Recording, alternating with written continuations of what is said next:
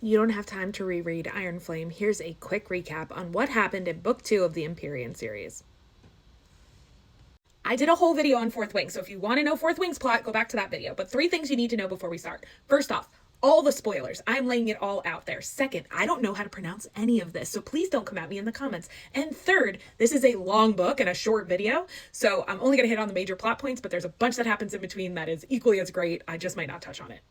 Iron Flame picks up exactly where Fourth Wing left off. Violet's in Aricia, she's recovering and also dealing with all this new knowledge that she now has. Venin are real, Wyvern are real, her freaking brother's alive.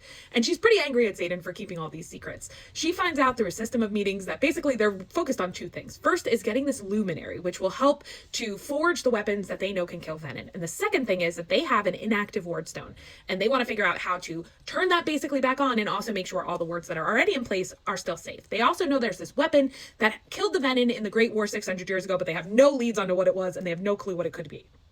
Xaden, Violet, and the rest of the squadron know they have to go back to Basgiath for graduation. So they head back. When they get there, they go in very dramatic fashion. They announce they're not dead. They tell a altered version of their story that doesn't include Wyvern and Venin. And Dane's father, Commander Atos, gets in a ton of trouble and kicked off to some random island and out of Basgiath. In his place, they put Commander Varish, who is the worst absolute person that they could have there.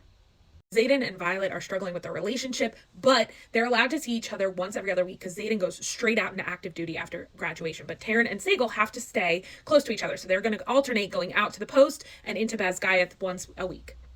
While that's happening, there's a ton going on at Basgiath. Violet and Jacinia start working together to find clues in the archives about how to restart or reactivate these wards. There's also assassination attempts, clearly coming from Dane's father, on anybody who was involved in that battle because they don't want their secret to get out. And then Violet is also dealing with Dane, who she hates because he went in her mind and ratted her out, but he doesn't understand what's going on.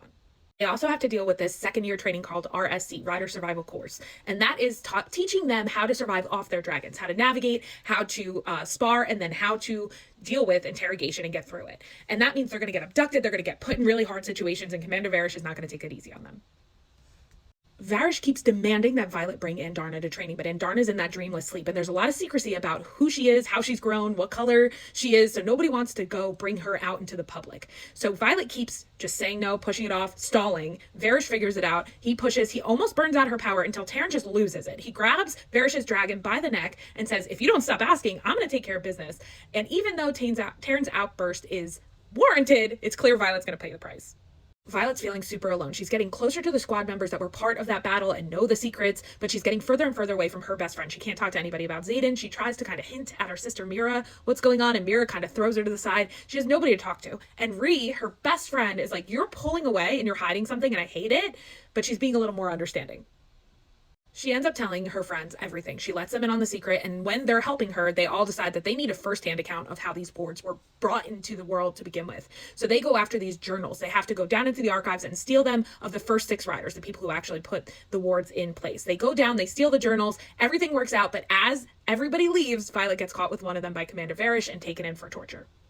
She's tortured for 5 days, and in that, she's so strung out, she's broken in every way possible. She never, ever yields. However, Liam's in the corner. The ghost of Liam is in the corner, kind of cheering her on. Dane comes down to read her memories, realizes what's going on, saves her. Then, as he's taken her out of the room, Xaden's there, and he had killed everybody above ground, and he was about to save her. Then, as they're walking out, they run into Violet's mom, and she's like, hey, what's going on? Violet's like, I know everything, I have to leave, and they decide they all have to leave Basgiath.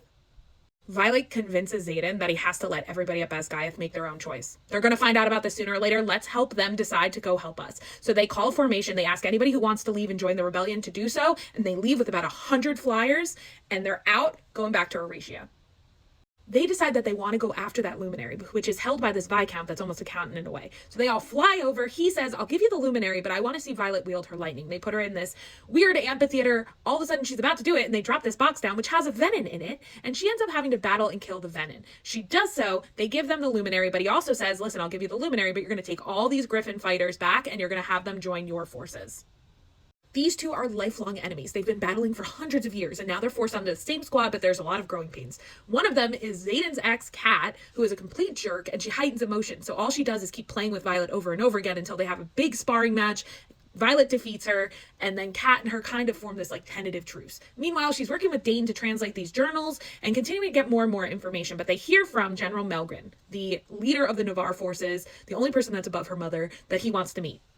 Melgren's signet is that he can see the outcome of a battle, which makes him clearly a good general. So he sees a battle in 2 days that they lose. He says, we go against the Venin and the Wyvern on the border, and we lose. We need your help. The rebels are like, you've never helped us. We're not going to help you. And they go back to Aricia. As Violet is looking at all the troop movements for the Venin, she sees they're lining up on the border, and she's like, why are they just sitting there? Why are they waiting 2 days? And it's because they are going to attack Basgiath in secret, take the wards down, and then they could just come across willy-nilly and kill everybody. Xaden and Violet take their whole squad and anyone who will come along with them and go to Basgiath. They get there. General Sorrengail's like, nothing's going on with our wards. They're all protected. They're not. They go down into the ward area. There's Jack and his dragon Bade. Jack Barlow, who was resurrected. I forgot to put that in the earlier part of this video. Anyway, he was resurrected. Turns out he's actually Venin, and he slits his dragon's throat. She bleeds all over the ward stone, puts out the iron flame, and the wards are down for the whole continent. Violet's squadron is assigned to the airspace above the wardstone. Brennan is going to take all of his energy and mend the wardstone together, and then they're going to try to restart it. Violet and her squad are dealing with wyverns and venin. Sawyer loses his leg. One of the dragons is injured. Violet ends up on the ground, off of Tairn, and dealing with a venin. She's about to die when in comes Andarna. Nobody saw her coming. Why? Because she now has the ability to camouflage. She comes in, she bites the head off the venin, she spits it out, and it turns out that she is some kind of 7th species of dragon that no one knew existed.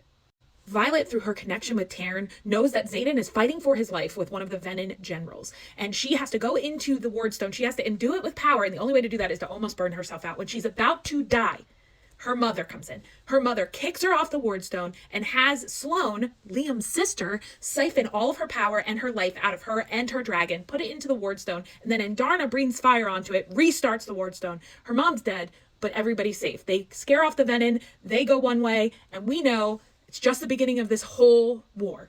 Andarna tells her, listen, I've been waiting for 650 years to hatch. I've been waiting for you. I know I'm a weapon here. We don't know much about it. I'm sure we're going to get more in Onyx Storm, but I know I'm a weapon here and I know I'm the key to this. Violet then, when they're cleaning up all of the war and the battle and all that gross stuff, she hears from Tairn, hey, the wing leader needs to speak with you. Xaden wants you to find him. She goes out. He's standing on a cliff back to her. He's like, I'm just going to tell you something and I hope you feel safe because you're within the wards and you're safe. And she's like, what are you talking about? He won't look her in the eye. He's like, I love you. Slowly turns. His eyes are ringed in red. Turns out to defeat that General Venin, he pulled from the ground and turned himself into a Venin as well.